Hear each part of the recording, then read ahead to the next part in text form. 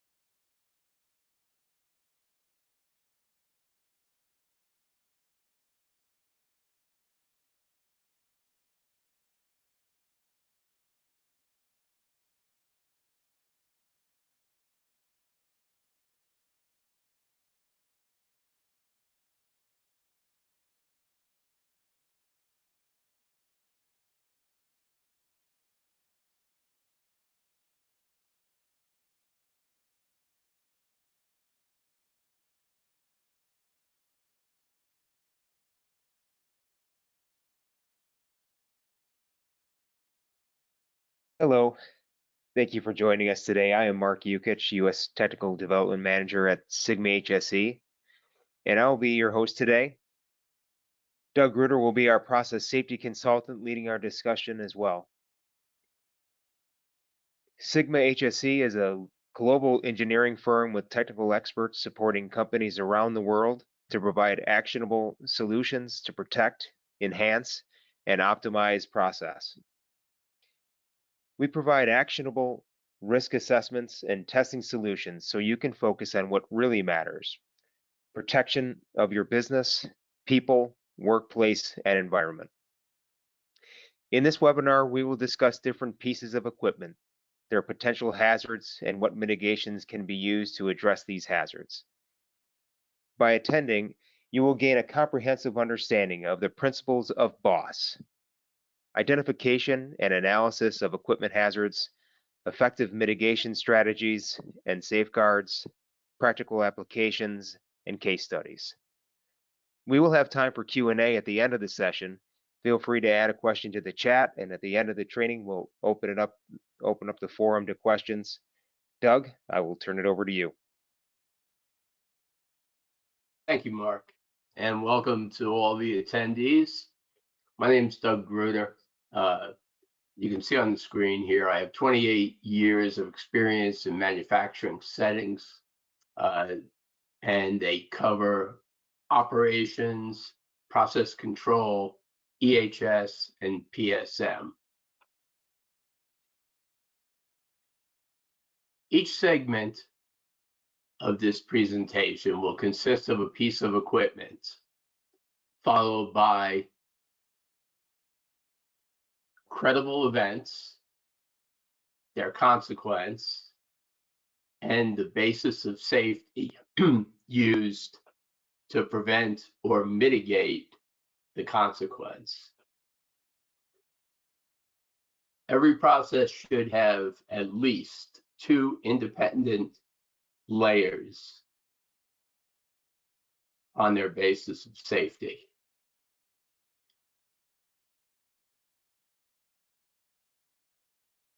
So the hierarchy that we should all look for first and foremost is to eliminate the hazard,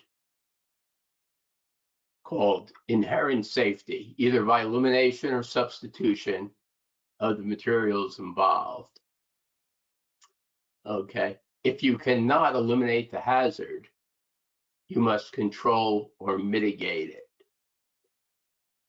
Keeping in mind that the best way to do that is to keep the materials in the pipe or the vessel.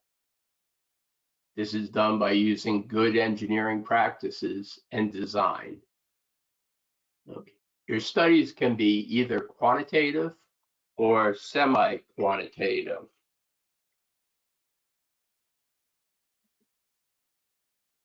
For a semi-quantitative study, you'll need a risk matrix and a listing of the probability of failure on demand for your safeguards and mitigations. Sigma-HSE has a listing of these based on ragged gaps embedded in our software.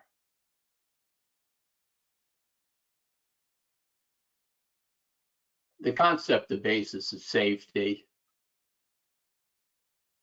is that unlike a HAZOP, it is equipment based, and it starts with a consequence, not a scenario. It assumes that that consequence has happened, and then you will be listing the safeguards and mitigations to prevent or control that consequence.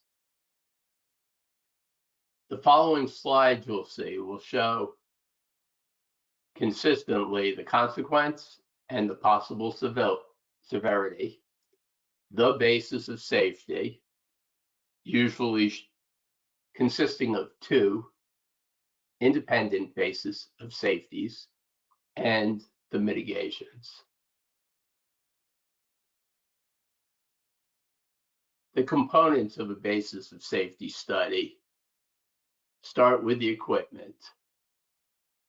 So you list the pieces of equipment that make up the unit operation. Then, knowing what equipment you're going to be dealing with, you establish a team that has knowledge of the process. The team should consist at least of a facilitator, someone that's trained in the PHA method. And if you don't have one, Sigma-HSE can supply that for you. A process engineer, an operator, and an EHS representative. Now we're going to go into some specific pieces of equipment. The first is going to be piping systems. The event that I picked to talk about was the Flixborough, England event. It was a series of 6 reactors. The number 5 reactor was taken out of service because it was leaking and replaced with a bellows. Okay, the bellows failed, resulting in a vapor cloud explosion, which killed 28 people and injured 89. The causes? There was no engineering design done for the change, no job safety analysis, no kind of safety study, and no MOC. So let's talk a little about piping in flammable liquid or combustible dust service. The consequence would be a fire. The possible severity would be a permanent disability or a fatality. So, what will our 2 bases of safeties be here? First one would be to eliminate the fuel by using generally accepted engineering design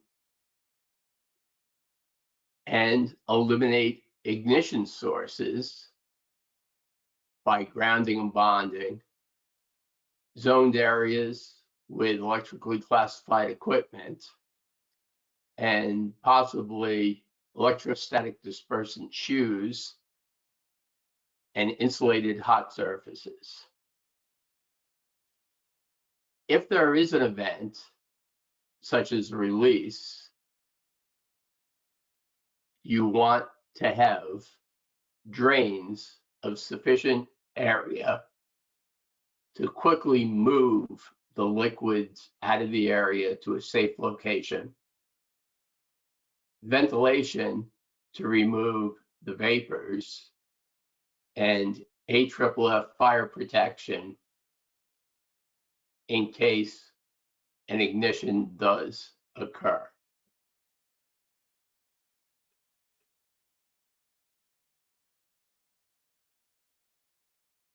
Next, we'll talk about pumps. Two pump events that I put down here are a mechanical seal failure and a blocked-in pump. And blocked-in means that both the suction and discharge valves are closed. So with a seal failure, the consequence is loss of containment of the flammable liquid. Possible severity would be a fire or a permanent disability, resulting in a permanent disability. Here we have the basis of safety identified as eliminate the seal by using a magnetic drive. But if the discharge pressure is too low with that, we would go with a double mechanical seal pump and ensure that the seal liquid is at a higher pressure than the inner seal. So if there is a leak, fluid leaks into the system and not out of the system.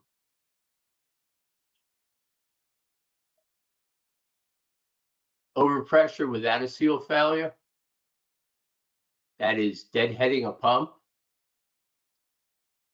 Certainly, the first thing you would want to do is prevent the overpressure using design standards and downstream equipment with sufficient MAWP to withstand that deadheaded pressure.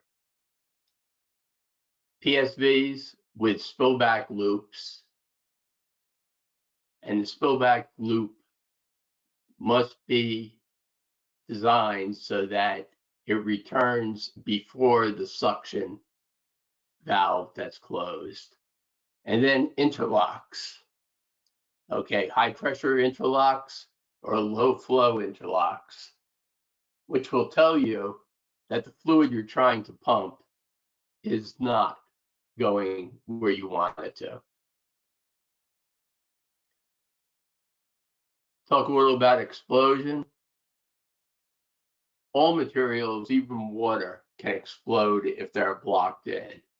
And what I'm saying here is that both the suction and the discharge valves are closed. So because the frictional forces will heat the material to its boiling point and greatly expand the pressure, it can explode, resulting in a permanent disability or a fatality. The basis of safety is containment.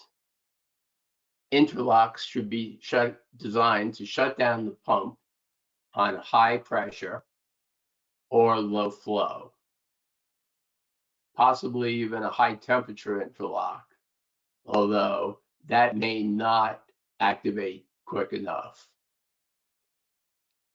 As I said previously, the mitigation is a pressure safety valve on the discharge of the pump, vented to a safe location. Next, we'll talk about tanks. There are two tank events here, one that occurred in Puerto Rico and one that occurred in Kansas. Okay, they were both explosions. Luckily, there were no fatalities.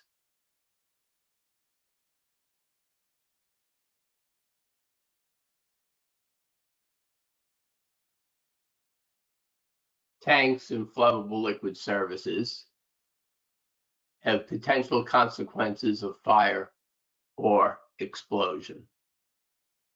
They can be either an internal ignition source or an external ignition source. And I will say here, although I've combined these two types of ignition sources on one slide, they should be handled separately in your basis of safety study. So the basis of safety would certainly be to eliminate the oxygen. And you can do that with nitrogen immersion or a floating roof tank. Next, we can eliminate the ignition source. For internal ignitions, that would consist of bonding and grounding and no splash filling. For external ignition sources, lightning rods, flame arresters, and electrically classified zoned areas would be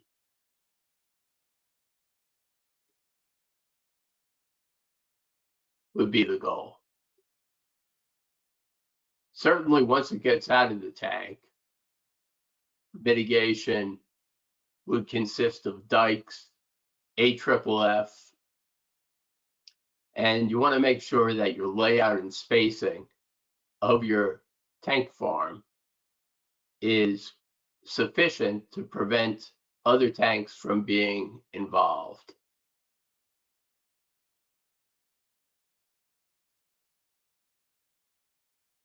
Tank overfilling.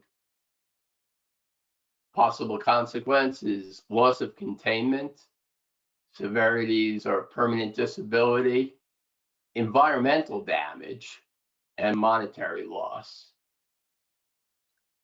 So here we're talking about something in addition to an injury, the environmental damage and the monetary loss. These events usually occur during truck unloading or transfers from other unit operations into the tank. Here, the injury could be caused if you have an acid or a caustic contained in the tank. The environmental damage is mitigated by having a properly sized bonded area to contain the material. We can also have a high level switch on the tank that interlocks and stops any additional material from coming in to the tank.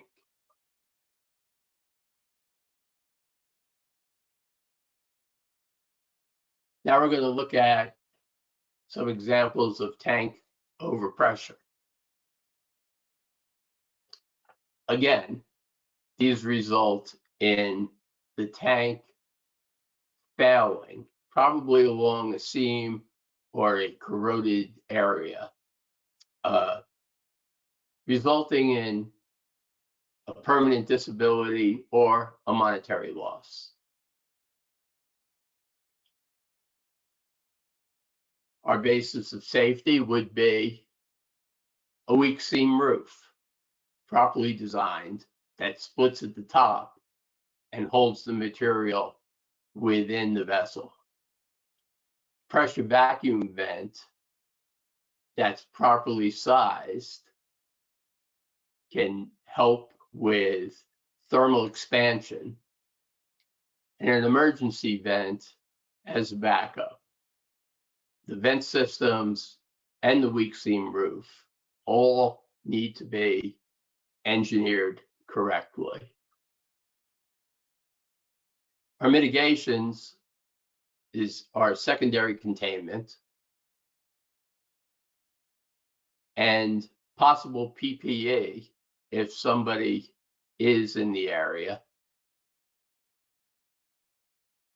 with the bonding area and spacing of the tanks being engineered so that you keep the material in the diked area. And I have seen in my career where material comes out of a tank, cascades off the roof, and into a public roadway where you have an ignition source all the time. So beware of that. Next, I'll speak a little about tanks under vacuum. This is a loss of containment situation that could result in a fatality and most definitely a monetary loss. These events usually happen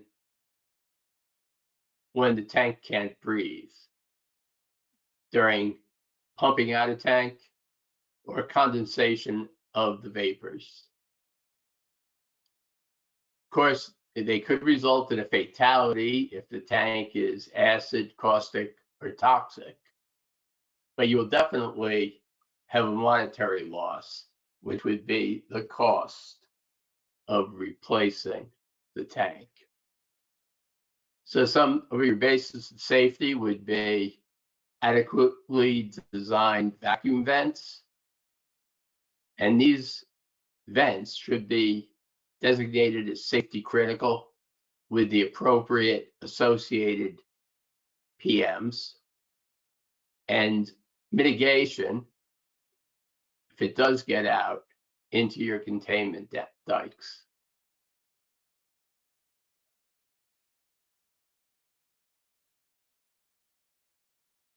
Next, we'll talk a little bit about distillation, some events that occurred, and what we can do to prevent them.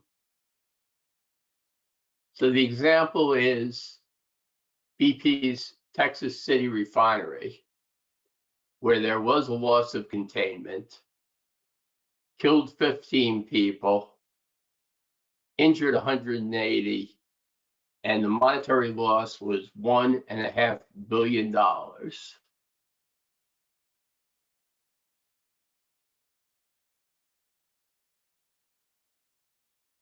If we look specifically at loss of containment, that can result in a pool fire or a vapor cloud explosion. Your basis of safety would need to be containment, eliminate the fuel.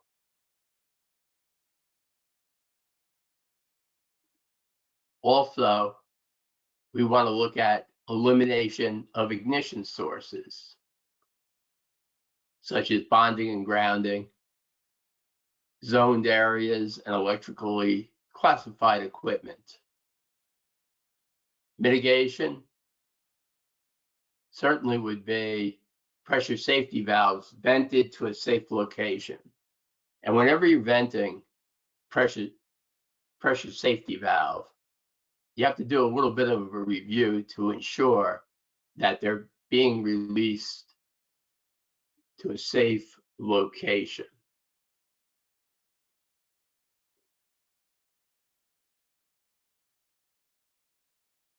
Now I'm going to talk about combustible dust handling and equipment. The well-known event that happened regarding this is the Imperial Sugar explosion in Port Wentworth, Georgia. These resulted from the unexpected consequence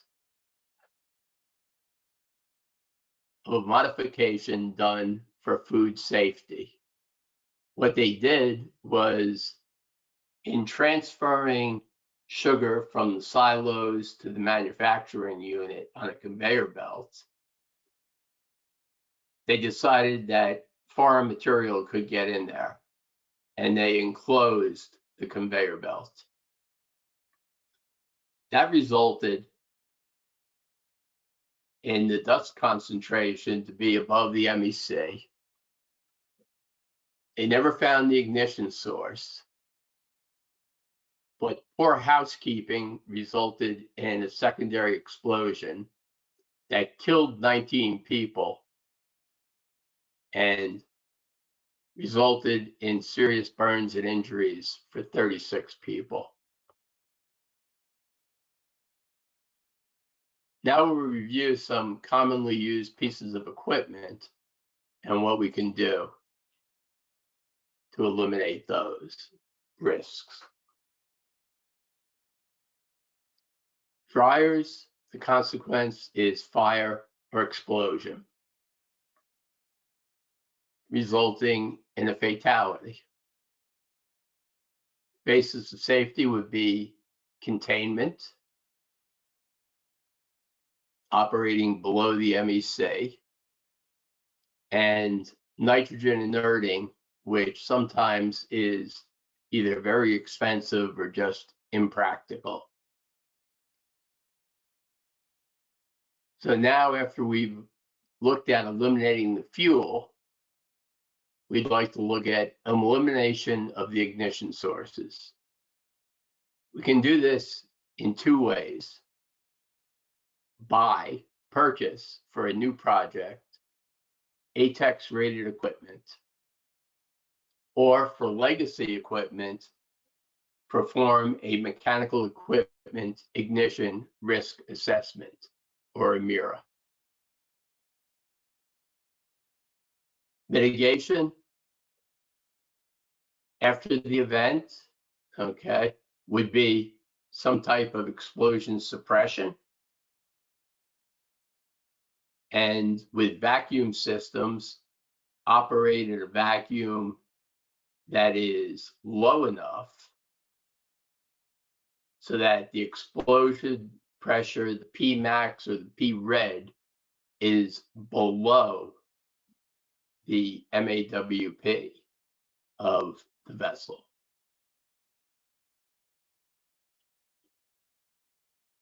Next piece of equipment I'll talk about are cyclones. And this is typically, there are no problems with cyclones because by design, you're operating below the MEC. The material comes in, it's thrown to the outside, and the clean stream comes out. So you're not in that explosive concentration limit. What you want to think about is preventing ignition sources coming from upstream equipment and the propagation of any explosion using fast action explosion isolation valves or 8-blade rotary valves.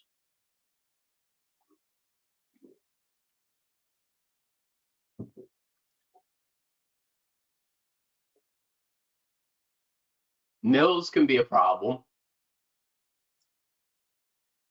The consequence there would be fire or explosion with a possible severity of a fatality. With mills, you want to eliminate the ignition stores, right? So you want to eliminate upstream ignition sources from entering the mill, such as trapped metal. We'd like to eliminate the fuel by inerting or operating below the MEC.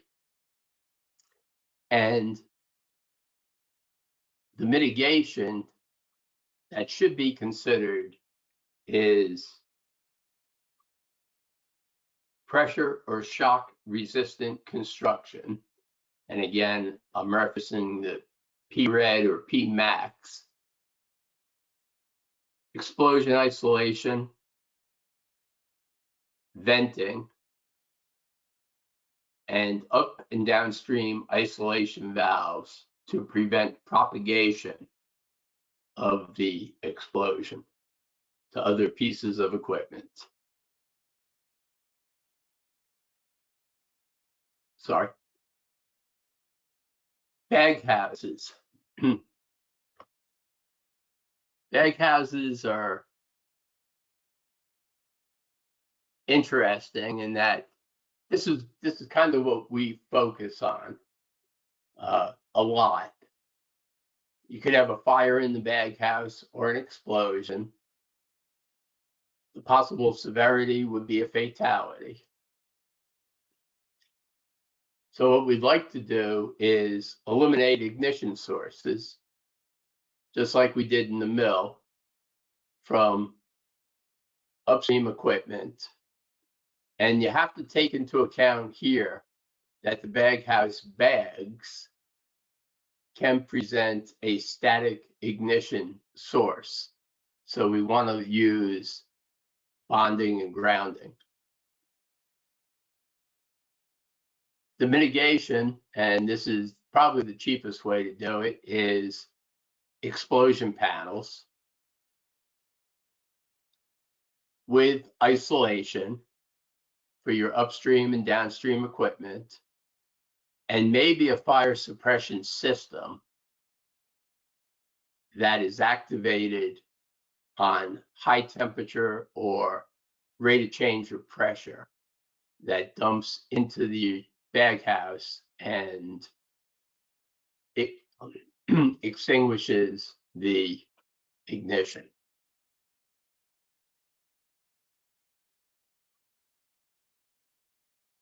And that completes it for me. I'm now going to turn the program back to Mark for any questions. Thank you all for your attendance. Doug, thank you. Appreciate that. But once again, if you have any questions, you can certainly add them to the chat. You can send a message to me directly, and we can get you an answer. Doug, it looks like we have one question. The first question is, I have a large facility with multiple process areas. Any suggestions on where we should start? If you haven't done any safety studies to date, the operators and process engineers will have a gut feel for the ones with the highest severity. Certainly, if you're boiling a flammable liquid in a distillation process, I would start there. Any place followed by any place where you're using flammable or toxic materials in the process. But for the basis of safety study, I would recommend picking a unit operation first, and then focusing on the pieces of equipment in that operation.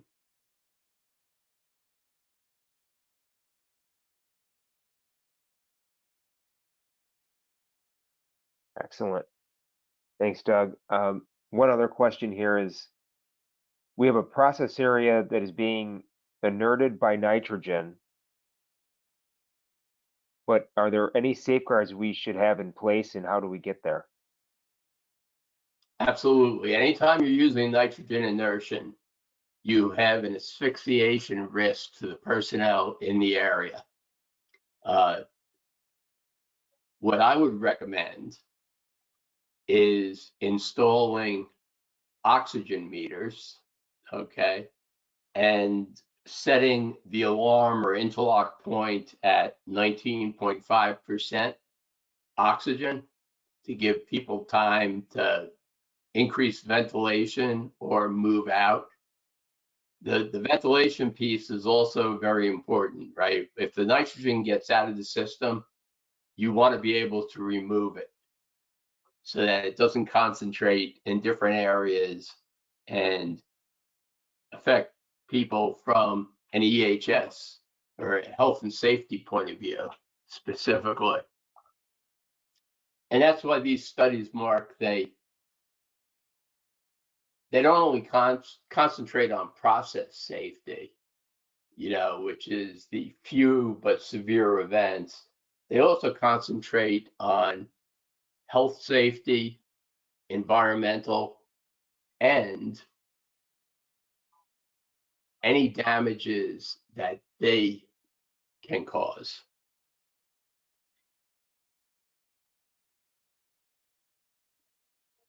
Excellent. Thank you, Doug.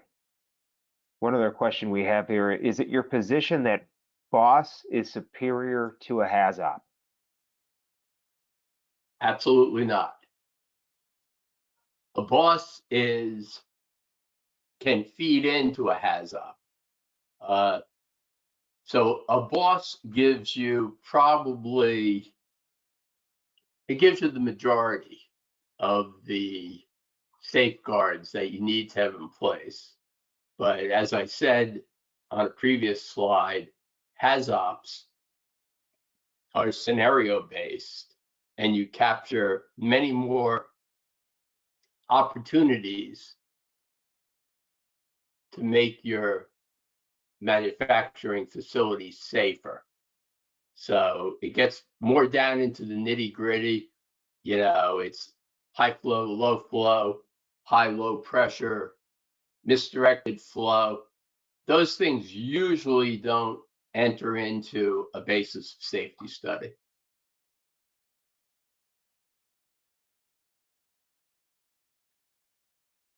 Doug, what are your thoughts on what area boss should fall into? Does every industry need a basis of safety?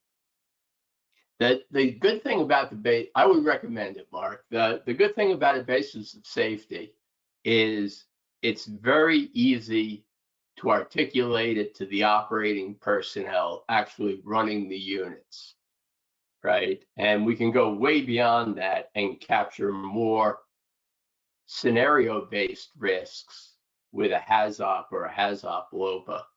But I would start with the basis of safety and then use the basis of safety in the HAZOP and expand upon it.